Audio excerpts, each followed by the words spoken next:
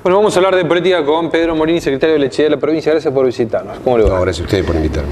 Para entrar en tema, hay muchos que vivimos en la ciudad y por ahí no tenemos referencia de cómo funciona un tambo. ¿Y cuál es el problema de que se vendan vientres y que una vaca que hoy se usaba para sacarle la leche vaya al frigorífico? ¿Cuál es el problema? Es bastante complejo, no es fácil. Solamente los que nos criamos en el campo o que entendemos esta cuestión por una cuestión de trabajo y de estar en la región, lo entendemos perfectamente. Primero, para lograr una vaca que produzca leche se necesitan como mínimo 3 años, es decir, desde que nace una ternera hembra hasta que primero se la pone en gestación. Son 9 meses para que tenga el ternero y a partir de ahí recién produce leche. O sea, ¿y es una vaca especial? ¿Es distinta a las otras? Sí, es una vaca Holando, es una vaca que está preparada para producir entre 20 y 30 litros normalmente. Hay vacas de 50, hay vacas de 70 y hay vacas en Estados Unidos que han superado, en los concursos lecheros, superaron los 100 litros por día. Eso es lo que hablan de la genética, cuando usted decía, se está sacrificando genética. Claro, lo normal son 20 litros, una vaca normal, en los tambos normales.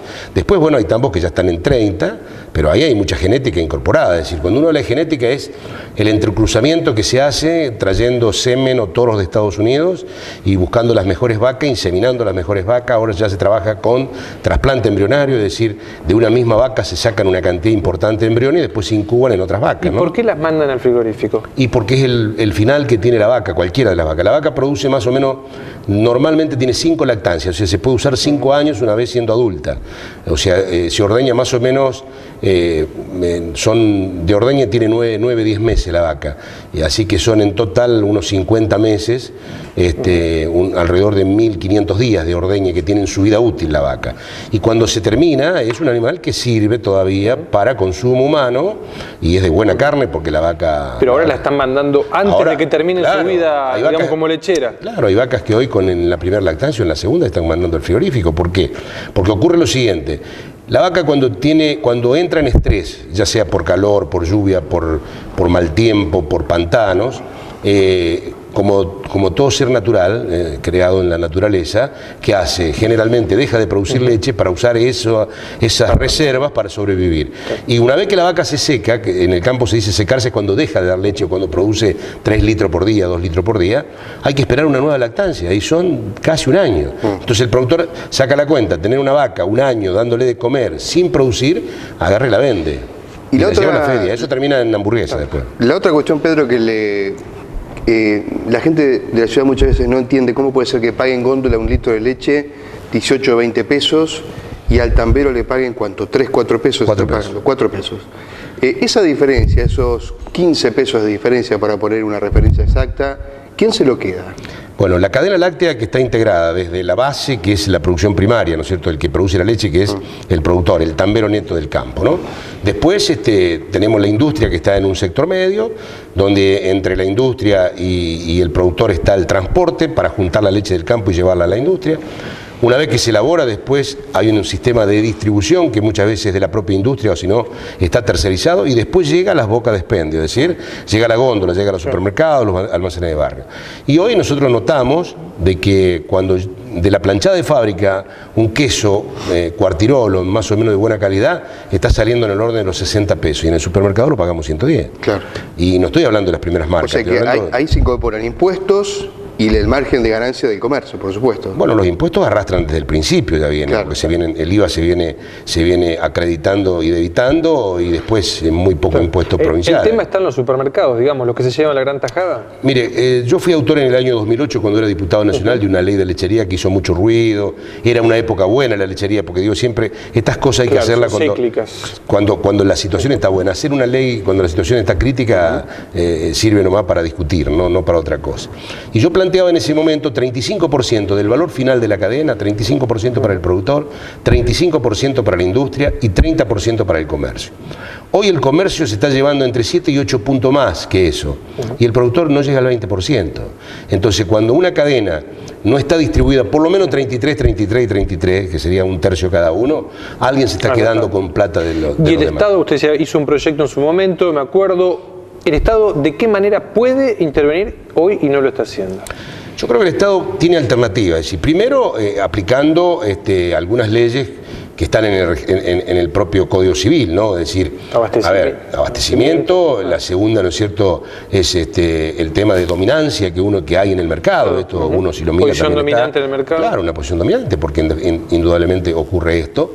Y además, convengamos que el 80 y pico % de los alimentos de Argentina se distribuyen entre 7 grandes cadenas, que recuerden ustedes todavía son bastante jóvenes, pero se deben acordar, en la década del 80, cuando vinieron las grandes cadenas, que decían que venían para remarcar con el 10%, con el 12%, y que el riesgo lo corría el supermercado de barrio.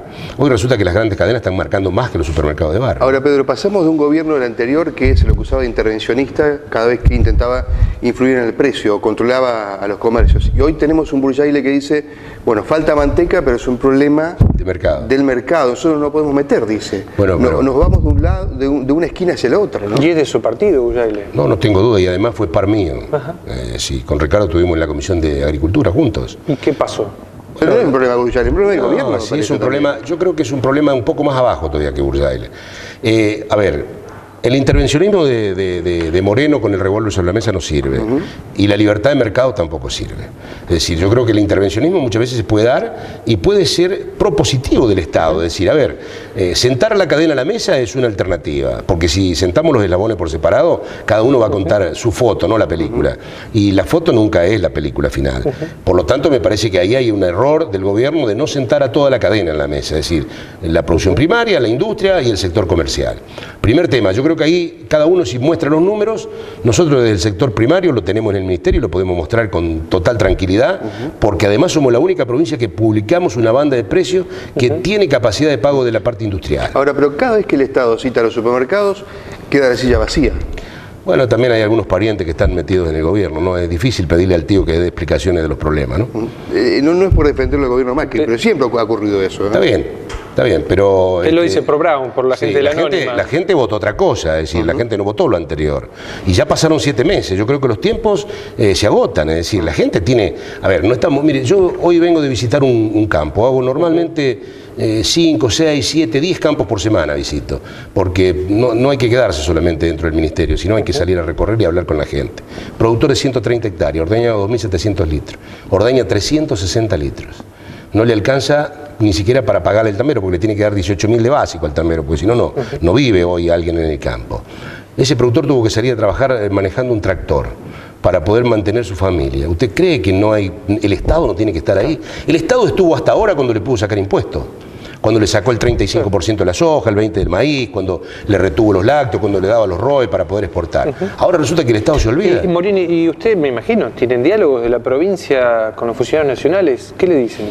Pero lo hemos planteado, mire, cuando nosotros no somos partidarios de que había que sacarle el 20% de las retenciones al maíz. ¿Por qué no somos partidarios de eso? Porque hay que regular algunas cuestiones, y esto, por más que sea una promesa de campaña, se lo fuimos a advertir a Ricardo. No estamos de acuerdo que se le sacaran al trigo porque no afectaba, que se sacaran retenciones. Aclaremos que esto tiene como base que el maíz es alimento también para las vacas. Otras producciones. Los chanchos, las vacas, los cerdos, los pollos. El maíz es la proteína básica para producir proteína animal. ¿Y cuando fueron a hablar, qué le dijeron? Bueno, le planteamos, nosotros dijimos que estábamos de acuerdo en sacar 5% y hacerlo en forma gradual. ¿Por qué? Porque veíamos que este gran tren de la devaluación no iba a arrastrar al tambo, porque y pensábamos lo mismo con los cerdos y pensábamos lo mismo con los pollos. Nos contentaron que era una promesa de campaña y que con la gran producción de maíz que iba a haber, esto es como el efecto derrame. ¿Se acuerdan del efecto derrame? Sí, había un ministro que decía eso, que cuando el vaso rebasaba después derramaba. Yo todavía nunca he visto a alguien que se quede con parte del derrame. Bueno, que el efecto derrame iba a producir la baja. Mire, hay una relación muy práctica que en el campo manejamos. Cuando 2 kilos de maíz no alcanzan, o sea, cuando 2 kilos de maíz superan el valor de 1 litro de leche, el productor no le puede dar maíz a las vacas. Y ahí empezamos con un problema. Ahora, le digo un solo dato. ¿Sabe cuánto se va a exportar este año? El 83-84% se va a exportar en maíz en grano. En grano. En vez de transformarlo en carne o darle valor agregado en Argentina. ¿Sabe qué significa eso? Exportar nutrientes de suelo. Agua. Hay un discurso que va mucho en Buenos Aires. Allí los funcionarios dicen, bueno, el problema del tambo en realidad fue el problema de abril. el problema del climático, que obviamente colaboró para esta situación, pero no es el problema central, ¿no? Ese fue el masazo final, pero el tambo venía mal desde hacía 7 meses. ¿Y llegaron las ayudas prometidas cuando vino el presidente? Sí, nosotros recibimos 55 millones en nuestro ministerio, o sea, lo recibió la provincia, lo pasó al ministerio, ¿no es cierto?, de la producción. Ya llevamos ejecutados de esos 55, un poco más de los 55, ¿por qué? Porque 40 fueron para el sector tambero, que los estamos pagando por ventanilla. Después, si quieren, le explico por qué lo pagamos de esa forma. Y los otros fueron al sector hortícola, de los cuales pusimos ya casi 7 millones de pesos.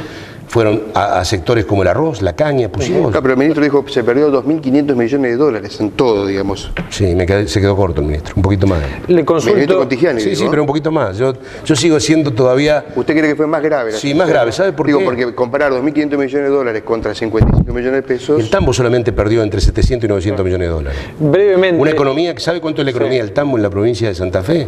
Son 2.700 millones de dólares por año, la economía del tambo. ¿El tambero resiste o bajo las tranqueras? El tambero está resignado dentro del campo ya. Yo he visto gente que está esperando solamente recomponer las vacas y van a ver lo que va a hacer en el mes de noviembre, diciembre, cuando las vacas se recompongan, la cantidad de vacas que se van a vender. ¿Y es alarmista o es verdad que puede faltar leche a la salida en invierno?